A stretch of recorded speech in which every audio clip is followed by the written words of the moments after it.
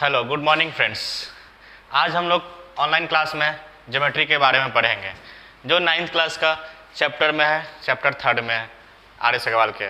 ठीक है, आज ज्योमेट्री के बारे में कुछ थोड़ा सा बता देते हैं आपको। ज्योमेट्री है क्या, होता क्या है ज्योमेट्री जैसे देखा जाए कि ज्योमेट्री हम लोग क्यों पढ़ते हैं। ज्योमेट्री जैसे कहने का मतलब हुआ कि हम लोग आज के डेट में डे बाय डे या डेली यूजेज में हम लोग उसका प्रयोग करते हैं। जैसे आप यहाँ से कहीं जाते हैं तो आप उसका पाथ निकालते हैं, कहीं उसका एग्जैक्ट पॉइंट निकालते हैं, वो सब ज्योमेट्री में ही पढ़ते हैं। आज के जनरेशन में टेक्नोलॉजी के मामले में देखा जाए तो कोऑर्डिनेट पढ़ना है। कोऑर्डिनेट आप जीपीएस के थ्रू देखते होंगे, कोऑर्डिनेट बताता है कि ये इस पॉइंट पे इस बंदे का कोऑर्डिनेट ये है, तो इससे आप उसका एग्जैक्ट लोकेशन पता कर सकते हैं कि वो कहाँ पे खड़ा है, चाहे वो उसका डायरेक्शन किधर है, उसका पाथ क्या है, चलने का पाथ क्या है, वहाँ पहुँचने के लिए क्या है। तो ये सब ज्योमेट्री के थ्रू ही पता करते हैं, जो कि अभी तो नहीं, लेकिन आगे वाले आने समय में आपको समझ में आ जाएगा कि ये ज्योमेट्री का कहाँ कहाँ यूज है। बहुत जगह वाइटल यूज इसका है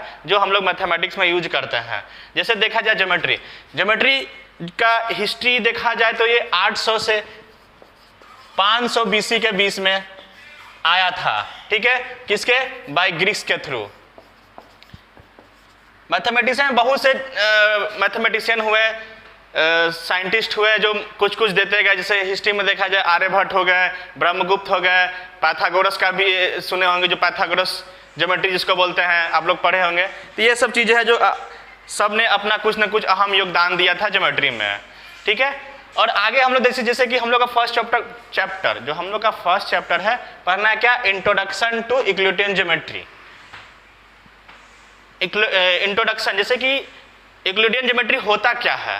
ठीक है, क्या है? The geometry of plane figure, माने किसी भी ज्योमेट्री का प्लेन फिगर हो उसको हम लोग कहते हैं यूक्लिडियन ज्योमेट्री। जैसे कहने का मतलब हो गया कि एक बोर्ड है तो इसका एक प्लेन फिगर है, तो इसको हम लोग कहेंगे यूक्लिडियन ज्योमेट्री। इसके बारे में हम लोग पढ़ेंगे, यूक्लिडियन ज्योमेट्री कहा जाता है। जैसे इससे आगे आने वाला में जैसे कि पढ़ा जाता है, कुछ टर्म है जो हम लोग इसमें एग्जाम होते हैं, statement, theorem, points, line, segment, रे, लाइन। ये सब क्या होता है? ये एक तरह का ज्योमेट्री बनाने के लिए छोटे छोटे टूल्स है।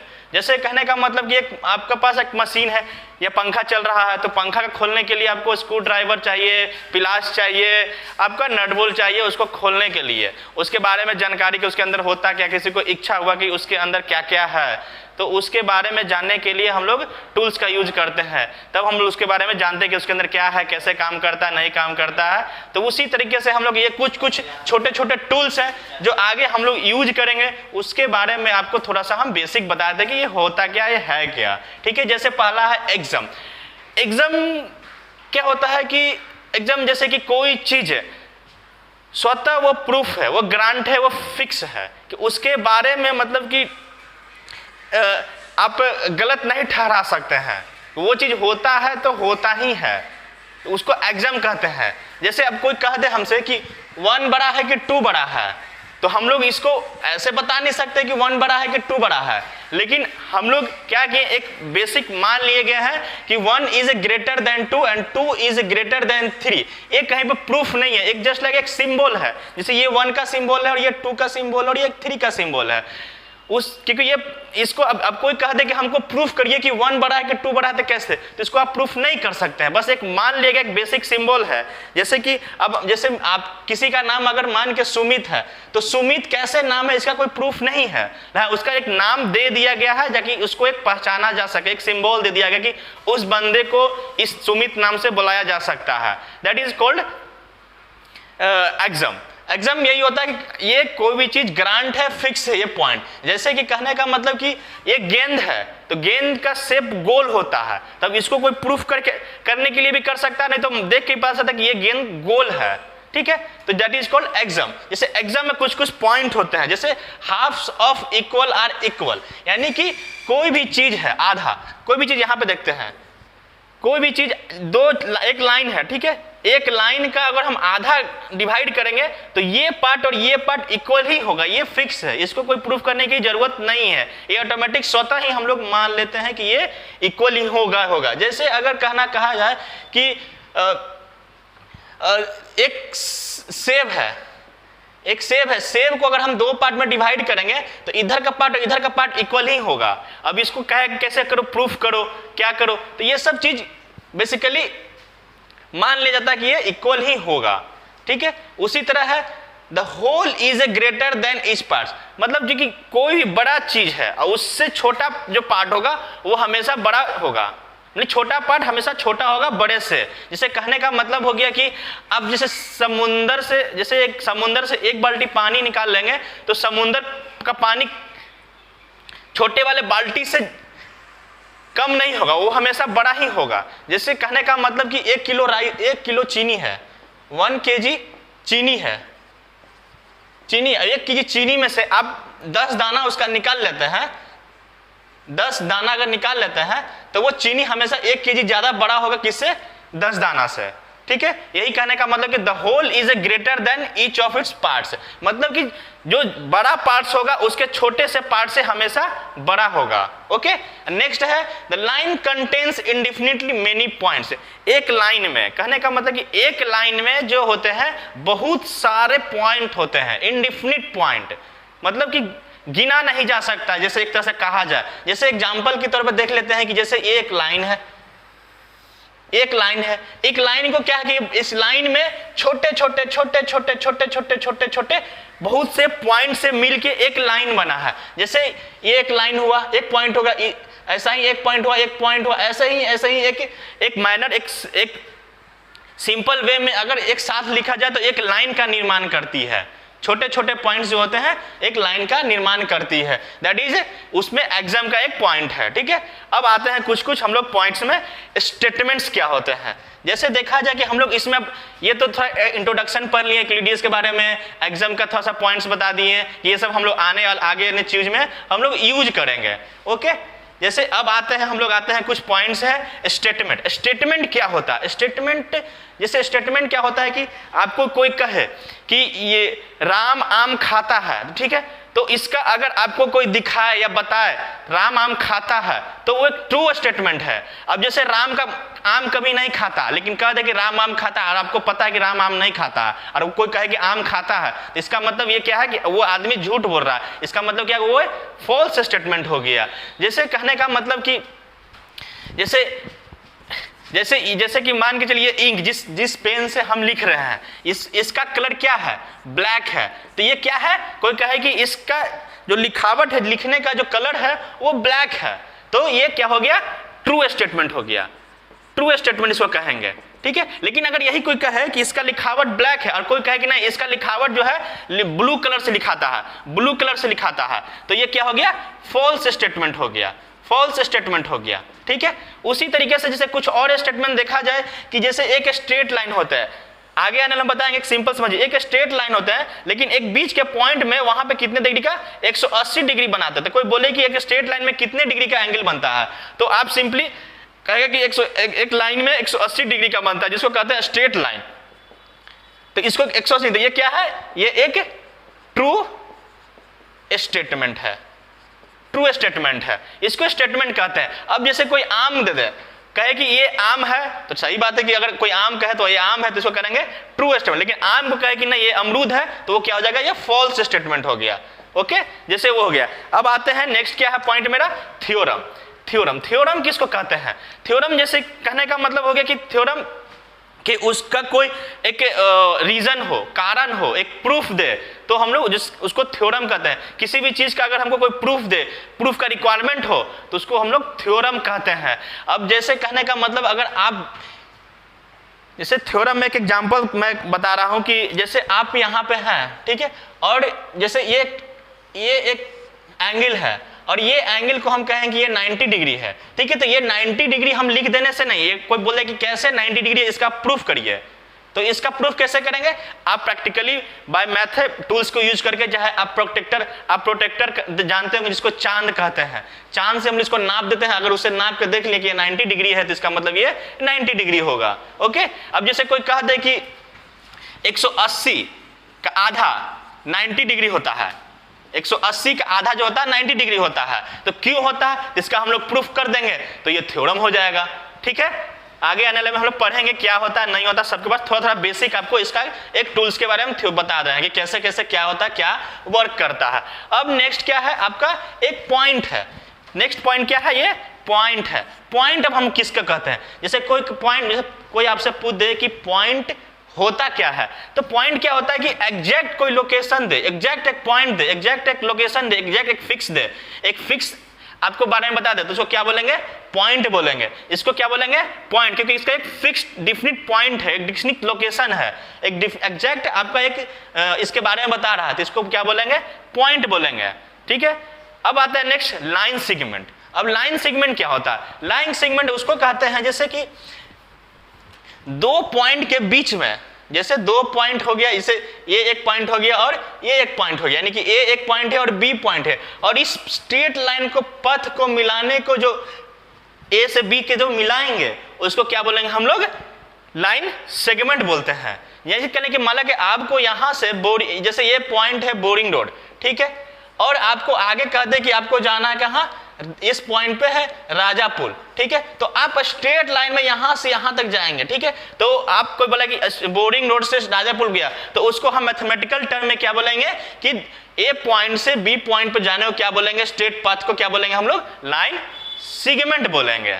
ओके, जैसे अब नेक्स्ट आते हैं क्या है, रे। रे अब किसको कहते हैं, रे एक टर्म है, रे जैसे रे से आप समझ रहे होंगे कि किरण, किरण कहने वाला लड़की का नाम किरण नहीं, किरण होते हैं। जैसे कहने का मतलब कि आप साइंस में पढ़े होंगे, किरणें होती है, सूर्य बहुत सारे किरणें रेज छोड़ती है, तो उसी से लिया गया है रे। जैसे एक फिक्स पॉइंट हो, रे में क्या होता है, एक फिक्स पॉइंट हो और उससे एक लाइन, स्ट्रेट लाइन इंडिफिनिट तक जाए, जिसका एक कोई फिक्स्ड पाथ, फिक्स्ड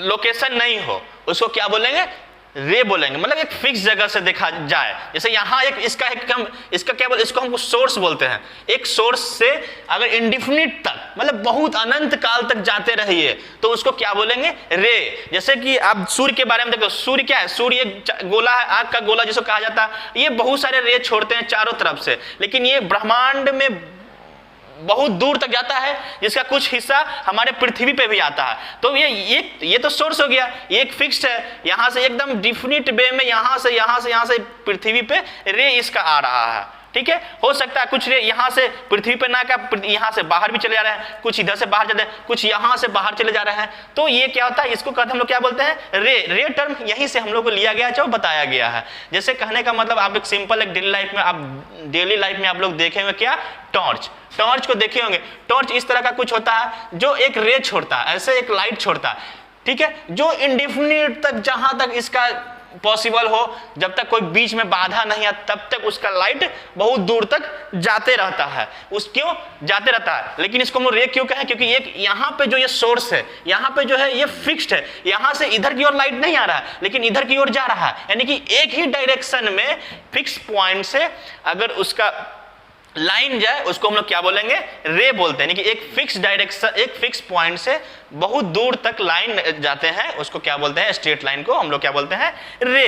इसका डेफिनेशन आपको हम समझा दिए। अगर आपको डेफिनेशन लिखने का मन हो तो आर.एस. अग्रवाल के 9th क्लास के आर.एस. अग्रवाल के बुक में सबका अच्छे से डेफिनेशन लिखा हुआ है, वहां से आप लिखकर याद कर सकते हैं। बेसिकली मैं छोटे छोटे पॉइंट्स के बारे में आपको मैंने समझा रहा हूं कि ये क्या होता है, क्या नहीं होता। नेक्स्ट क्या होता है, लाइन। लाइन किसको कहते हैं, लाइन कहते हैं कि जिसके कि जैसे कि रे में क्या होता है कि एक फिक्स पॉइंट से लाइन जाता था, लेफ्ट या राइट, कोई एक इधर दिस साइड या यहां से कोई इस साइड जाता था, कोई दिस साइड, यानी कि इसको रे बोलेंगे, इसको भी रे बोलते हैं। ठीक है, जैसे ए है और यहां सपोज दैट बी मान लेते हैं, ठीक है, ए और बी है, लेकिन एक इधर की ओर एरो है जो कि इंडिफिनिट तक जा रहा है, कोई का फिक्स डायरेक्शन नहीं, इसको ए बी को क्या बोलेंगे, रे। ए बी को हम लोग रे दर्शाते कैसे हैं, ए बी पर एक इस तरह का एरो का सिंबल दे देते हैं, इसको क्या बोलेंगे, ए बी एक रे है मेरा। ठीक है, इधर लेफ्ट साइड जाए, इधर राइट साइड जाए, अगर उसी को ये जा रहा है मेरा राइट साइड, तो ए बी को राइट साइड ऐसे करते हैं। उसी तरह ए बी अगर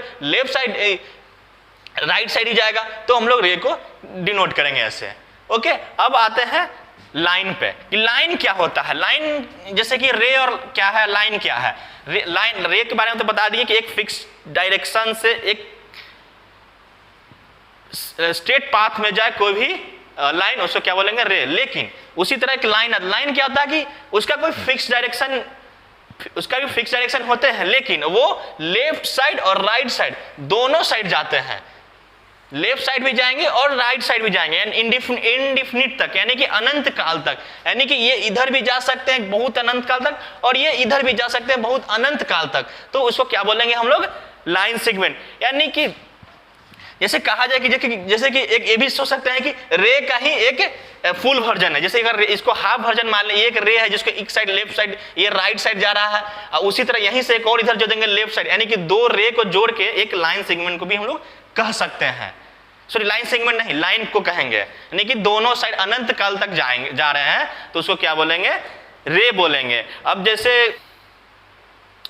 जैसे आप टॉर्च ले लीजिए, टॉर्च एक इधर लगा दीजिए जिसका सोर्स लाइट इधर भी है, और एक टॉर्च एक और ला लीजिए इसका भी सोर्स इधर की ओर, तो इधर इन्फिनिटली और इधर इन्फिनिटी तक जा रहा है लाइन। ये दो टॉर्च है यहाँ पे, एक इधर की ओर है और एक इधर की ओर है। तो लेकिन इस पॉइंट से, यानी कि एक पॉइंट ये मान लेते हैं और ये पॉइंट बी मान लेते हैं, तो इस पॉइंट से इस पॉइंट के बीच जो इन्फिनाइट तक जा रहे हैं उसको मिलाने वाली लाइन को क्या बोलेंगे हम लोग, रे बोलते हैं। अब इसको लिखते कैसे, इसका सिंबल क्या है, एक जैसे मान के चले एक रे इधर की और एक इधर रे इधर की ओर जा रहा है, तो एक ए रे इधर है, एक बी रे इधर हो गया, दो रे जा रहे हैं, एक राइट की साइड एक अप और एक डाउन। तो ये दोनों के जो स्ट्रेट पाथ में जो जाए अप्स और डाउन इन अनंत काल तक, उसको क्या बोलेंगे, लाइन बोलेंगे। इसको डोनेट कैसे करते हैं, ए बी पर एक लेफ्ट साइड और बोथ साइड एरो का बार दे देते हैं, तो उसको हम लोग क्या बोलते हैं, लाइन का एक नोटेशन है। एक नोटेशन समझ गए, एक नोटेशन जैसे कि आने वाले किसी नाम किसी का उसको बुलाने के लिए कि उसका नाम सुमित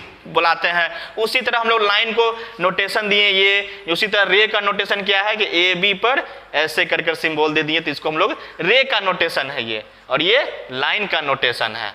ठीक है, अब आगे देखते हैं। चलिए अब थोड़ा देखते हैं अब क्या है, यूक्लिडियंस के 5 पोस्टुलेट्स थे जो यूक्लिडियंस ने दिए थे। 5 अपने पोस्टुलेट्स क्या क्या दिए थे। पहला पोस्टुलेट देखिए, अ स्ट्रेट लाइन में be drawn from any point two any other point. यानी कहने का मतलब क्या है कि एक स्ट्रेट लाइन है, जो वहां से एक लाइन अगर हम खींचते हैं किसी एक पॉइंट से, तो अदर पॉइंट्स होते हैं। ठीक है, अदर पॉइंट पे जैसे एक पॉइंट है, यहाँ एक दूसरा पॉइंट है, यहाँ से एक स्ट्रेट लाइन खींच सकते हैं। पहला स्टेटमेंट में ये कहा गया था। सेकेंड स्टेटमेंट क्या कहा, a terminated line can be produce indefinitely. यानी कहने का मतलब कि एक टर्मिनेटेड टर्मिनेटेड समझ रहे होंगे कि टर्मिनेटेड का मतलब समझ रहे होंगे आप लोग क्या कि उसको हटा के या दूर लिखना, जैसे उसको या भगा देना। जैसे आप लोग जनरली उसको टर्मिनेट करें, आप सुने होंगे किसी को ऑफिस से टर्मिनेट कर देंगे, किसी को हटा दिया गया ऑफिस से, या किसी को दूर कर दिया गया। तो जैसे कि एक छोटे छोटे टर्मिनेटेड लाइन को भी हम लोग लिख पा सकते हैं, कितना इनडिफिनिट लाइन पा सकते हैं, मतलब अनंत तक पा सकते हैं छोटे छोटे टर्मिनेटेड पॉइंट को।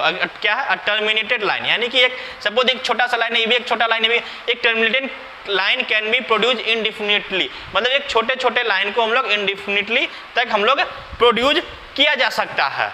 ठीक है, नेक्स्ट थर्ड क्या है, अ circle can be drawn with, क्या है, अ circle can be drawn with any centre and any radius. यानी कि सर्किल हम लोग किसी भी एक सर्किल को हम लोग ड्रॉ कर सकते हैं किसी भी सेंटर से और किसी भी रेडियस को मानकर। जैसे हम एक सर्किल ड्रॉ कर लिए, ठीक है, इसका एक सेंटर होगा, ठीक है, उसका कुछ एक रेडियस होगा, तो हम लोग एक सर्किल खींच सकते हैं जिसका एक सेंटर होगा और एक रेडियस होगा। ठीक है, नेक्स्ट क्या है, all right angles are equal to another's. यानी कि जितने भी राइट एंगल होंगे वो सब क्या होंगे, एक दूसरे के बराबर होंगे। ये नहीं कि एक ये नहीं कहने का मतलब कि ये राइट एंगल है तो ये है और ये दूसरा राइट एंगल ये है, दोनों इक्वल नहीं, दोनों इक्वल हो गए। यानी हर केस में ये भी 90 होगा और ये भी 90 होगा। यानी कि जितने भी राइट एंगल होंगे वो हमेशा एक दूसरे के बराबर होंगे, कुछ अलग अलग नहीं होंगे। ठीक है, ये 4 हो गए। अब देखते हैं आगे 5वां। अब हम यूक्लिडियंस का 5वां पोस्टुलेट देखते हैं। 5वां फिफ्थ पोस्टुलेट क्या कहते हैं, if a straight line falling on two straight line. यानी कि इफ एक स्ट्रेट लाइन जो है 2 स्ट्रेट लाइन पे फॉल करे, यानी कि गिरे या इंटरसेक्ट करे या मिले, ठीक है, मेक्स द इंटीरियर एंगल, और जो वो इंटीरियर एंगल बनते हैं और उस सेम साइड यानी कि एक ही साइड में ऑफ टेकन टुगेदर, यानी कि दोनों को अगर हम एक साथ लेते हैं तो लेस देन 2 राइट एंगल, यानी कहने का वो हमेशा जो होगा 2 राइट एंगल से कम होगा, यानी कि 2 राइट एंगल करने वाले एक राइट एंगल क्या होते हैं 90 डिग्री, तो second right angle 2 right angle जोड़ देंगे कितना 180, यानी कि 180 से कम होंगे। And then the 2 straight lines, ठीक है, इफ प्रोड्यूस्ड इंडेफिनिट, अगर उसको हम लोग भी अगर इंडेफिनिटली तक प्रोड्यूस करते हैं, आगे तक बढ़ाते हैं सेम साइड में, ठीक है, और कहीं पे वो जाके मिलते हैं तो उसका भी क्या होगा, वो 2 राइट एंगल से छोटा ही होगा। कहने का मतलब हो गया कि जैसे कि ये एक स्ट्रेट लाइन है, ठीक है, और ये भी एक स्ट्रेट लाइन है, ठीक है, और इसको ऐसे मिलाया जाए तो यहाँ पे जो मिला ये पॉइंट और ये पे जो इंटीरियर एंगल बना ये थीटा मानते हो, ये हमेशा जो थीटा होगा 2 राइट एंगल से कम ही होगा, चाहे इधर दिस साइड मान ले, चाहे इसको ये मान लो, ये भी थीटा 1 मान लेते, ये थीटा 2 मान लेते, इसको थीटा 3 मान लेते और इसको थीटा 4 मान लेते। ये जब भी किसी हर एक एंगल कितना भी जोड़ लेंगे वो हमेशा 2 राइट एंगल से कम ही होगा, कैसा भी देख ले। अगर कोई कहे कि सर ऐसे करते हैं कि एक लाइन खींच लिए, ठीक है, और एकदम जस्ट इसके पास से ये एक लाइन खींचते, यानी कि इसके बीच बहुत कम में थी एंगल है और ये बहुत ज्यादा है, तो ये जब भी थीटा 1, ये भी जो थीटा 1 होगा हमेशा क्या होगा 2 राइट एंगल, यानी कि 180 से ये छोटा ही होगा थीटा 1, ठीक है, यही कहने का मतलब था। बेसिकली ये देखा जाए कि ये देखा जाए कि इसमें क्या होता है, जैसे कहने का मतलब हो गया ना कि अगर 2 पैरेलल लाइंस नहीं हो, यानी कि आगे हम बताएंगे पैरेलल क्या होता है, जैसे फिलहाल समझ लेते हैं कि अगर 2 लाइन हो, ठीक है, और 2 स्ट्रेट लाइन हो और वो कहीं पे भी इस तरह से लाइन खींचते हैं, कहीं पे भी ये इंटरसेक्ट करते हैं तो इसके बीच का जो एंगल होगा हमेशा 2 राइट एंगल से कम ही होगा, किसी कहीं भी, जैसे यहाँ भी कहेंगे 2 राइट एंगल से ही कम ही होगा, इसका कहने वाला कि यानी कि बेसिकली यही होता। चलिए अब हम लोग यूक्लिडियंस का 5 पोस्टुलेट तो देख लिए थे, अब आते हैं छोटे छोटे और टूल्स हैं जो टर्म है जो उसके बारे में हम लोग इस बेसिक चीज में जान लेते हैं। जैसे पहला क्या है कोलिनियर पॉइंट्स। कोलिनियर पॉइंट्स क्या होता है, जैसे आप पॉइंट से समझते हैं ना, किसी पॉइंट का एक एग्जैक्ट लोकेशन उसको कहते हैं पॉइंट बोलते हैं, इसको पॉइंट बोलते हैं, ठीक है, लेकिन दो पॉइंट के बीच को जोड़ते हैं, यहाँ से ए से बी तक, इसको क्या बोलते हैं हम लोग लाइन सेगमेंट बोलते हैं। उसी तरह कोलिनियर पॉइंट सब किसको कहते हैं, जैसे कोलिनियर पॉइंट्स कहते हैं कि 3 या 3 से ज्यादा पॉइंट्स एक ही स्ट्रेट लाइन में मिले उसको क्या बोलेंगे हम लोग कोलिनियर पॉइंट बोलते हैं। जैसे कहने का मतलब हो गया कि ये एक पॉइंट हो गया, ये एक पॉइंट हो गया, ये एक पॉइंट हो गया, ठीक है, तो ए बी और सी एक पॉइंट है, एक ही इसी लाइन में अगर हम लोग इसको जोड़ देते हैं तो इसको हम लोग क्या बोलते हैं कोलिनियर पॉइंट्स, यानी कि ए इसका कोलिनियर पॉइंट्स ए हो गया, बी हो गया, सी हो गया, यानी कि कहने का मतलब कि एक सेम स्ट्रेट लाइन में 3 या 3 से ज्यादा पॉइंट्स मिले उसको हम लोग क्या बोलते हैं कोलिनियर पॉइंट। जरूरी नहीं कि 3 ही हो, 4, 5 भी हो सकते हैं। जैसे ये एक स्ट्रेट लाइन मान लिए, यहाँ एक पॉइंट हो गया ए, यहाँ पॉइंट बी हो गया, यहाँ पॉइंट सी हो गया, यहाँ पॉइंट डी हो गया, यहाँ पॉइंट एफ हो गया, सॉरी ई हो गया, तो इसको क्या बोलेंगे, ये जितने भी हैं A B C D E, इसको क्या बोलेंगे हम लोग कोलिनियर पॉइंट्स, यानी कि एक ही लाइन में 3 से ज्यादा जो पॉइंट्स मिले उसको हम लोग क्या बोलते हैं कोलिनियर पॉइंट्स, ठीक है। अब आते हैं हम लोग नेक्स्ट क्या है इंटरसेक्टिंग लाइन। इंटरसेक्टिंग लाइन क्या कहते हैं, इंटर लाइन से मतलब समझ रहे हैं कि एक लाइन ये हो गया, ठीक है, इसको इधर की ओर जाए एरो, इधर की ओर एरो जाए, यानी कि ए भी एक लाइन हो गया। उसी तरह कह रहे का मतलब कि 2 लाइन कहीं पे इंटरसेक्ट कर रहे हैं, जैसे पोस्टुलेट्स में हम लोग 5वां यूक्लिडियंस का 5th पोस्टुलेट हम लोग देखे थे कि 2 लाइन इंटरसेक्ट करते हैं, उसी तरह यहाँ से ये लाइन और ये लाइन इंटरसेक्ट करे, ठीक है, इस पॉइंट पे क्या बोलते हैं, इसको क्या बोलते हैं इंटरसेक्टिंग पॉइंट बोलते हैं, इसको बोलते हैं इंटरसेक्टिंग पॉइंट। और जो 2 लाइन इंटरसेक्ट करते हैं उसको बोलते हैं हम लोग इंटरसेक्टिंग लाइन, जैसे ए बी और ये सी डी, यानी कि ए बी और सी डी जो है इंटरसेक्टिंग लाइन होंगे, और इसको अगर हम ओ मान लेते हैं तो इंटरसेक्टिंग पॉइंट इसको बोलते हैं, ठीक है। इंटरसेक्टिंग लाइन और इंटरसेक्टिंग पॉइंट समझ गए, किसको जो जहां पर 2 लाइन इंटरसेक्ट करे, कितने भी 2, 3, 4 जहां करे उसको बोलेंगे इंटरसेक्टिंग लाइन पॉइंट बोलेंगे, और जो 2 लाइन इंटरसेक्ट करे उसको बोलेंगे हम लोग इंटरसेक्टिंग लाइन। अब आते हैं हम लोग क्या है नेक्स्ट क्या है प्लेन। प्लेन किसको बोलते हैं, यानी कि जैसे कि ये आपका बोर्ड है, ये क्या है एक प्लेन है, ठीक है। कहने का मतलब है कि बहुत सारे प्लेन फिगर मिलके, जैसे बहुत सारे प्लेन फिगर मिलके एक सरफेस का निर्माण करते हैं, एक प्लेन सरफेस का निर्माण करते हैं, उसको बोलते हैं हम लोग प्लेन बोलते हैं, ठीक है। नेक्स्ट क्या आता है पैरेलल लाइंस। अब पैरेलल लाइंस थोड़ा सा अच्छे से ध्यान देंगे। पैरेलल लाइंस बहुत बेसिक से और बहुत इसका वाइटल यूज है, आगे बहुत सारे इसका हम लोग थ्योरम थ्योरी हर चीज का यूज करेंगे आगे, जो बहुत काम आएगा। इसको अच्छे से जान ले पैरेलल लाइंस होता क्या है।